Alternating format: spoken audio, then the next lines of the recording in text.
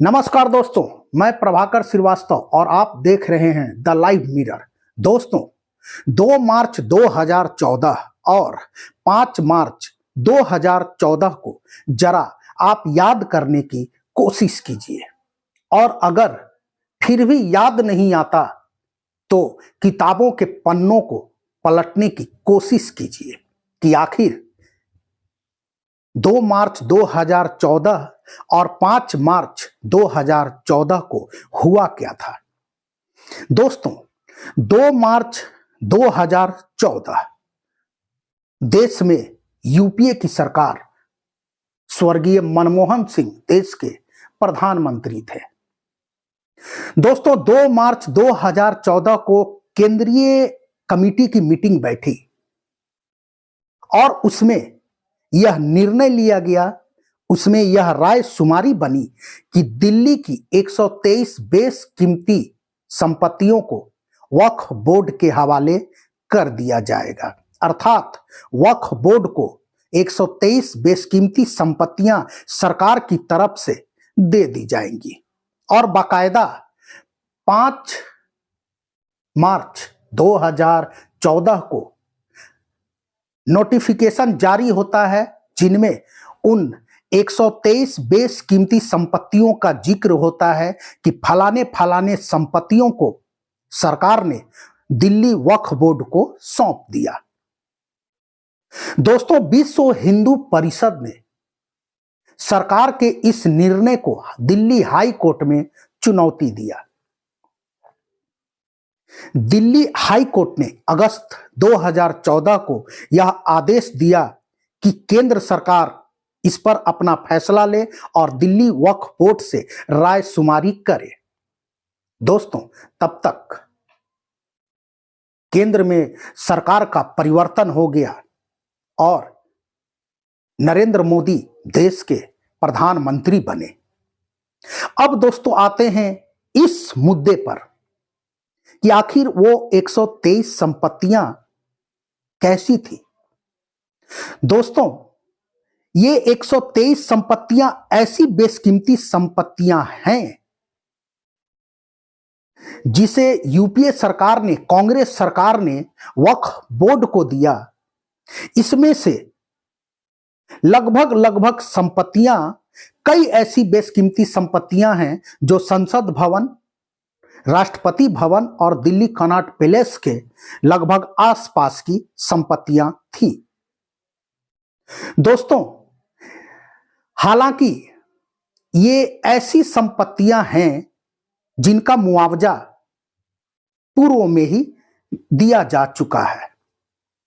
फिर आखिर क्यों कांग्रेस सरकार ने, इस देश की पूर्व सरकार ने इन संपत्तियों को वक्फ बोर्ड के हवाले किया।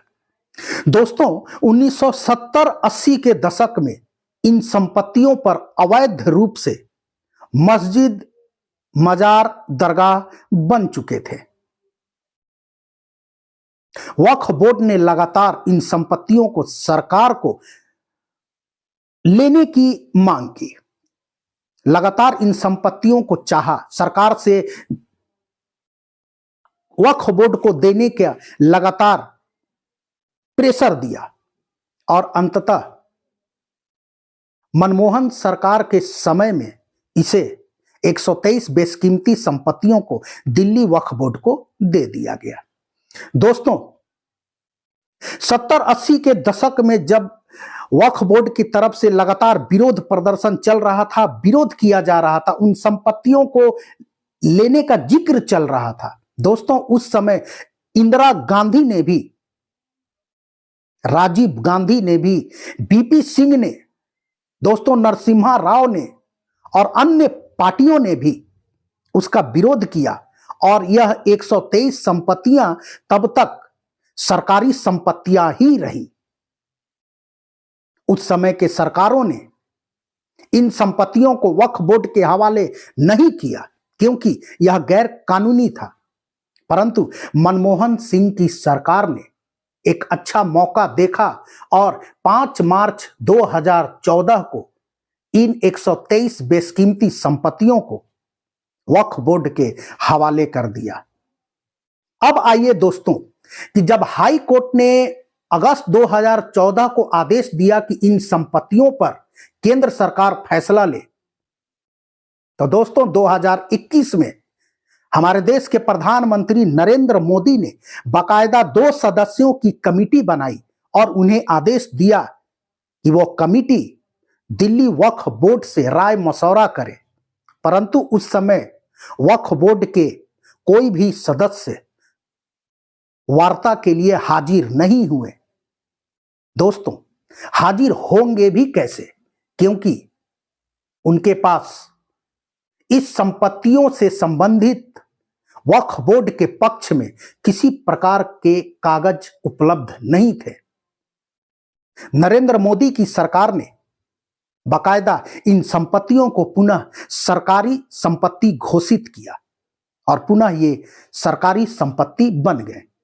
दोस्तों, आम आदमी पार्टी के अमानतुल्लाह खां, जो दिल्ली वक्फ बोर्ड के चेयरमैन, उन्होंने लगातार इसका विरोध किया, इन संपत्तियों पर अपना दावा ठोका दोस्तों कि यह दिल्ली वक्फ बोर्ड की जमीन है। खैर, दावा ठोकने से कुछ होगा नहीं दोस्तों। केंद्र की सरकार ने दोस्तों, पूर्व की केंद्र की सरकार ने, कांग्रेस सरकार ने, यूपीए सरकार ने तुष्टीकरण की राजनीति की पराकाष्ठा को जो पार किया, सीमाओं को लांघने की कोशिश की, वो अब जनता के सामने आ चुकी है।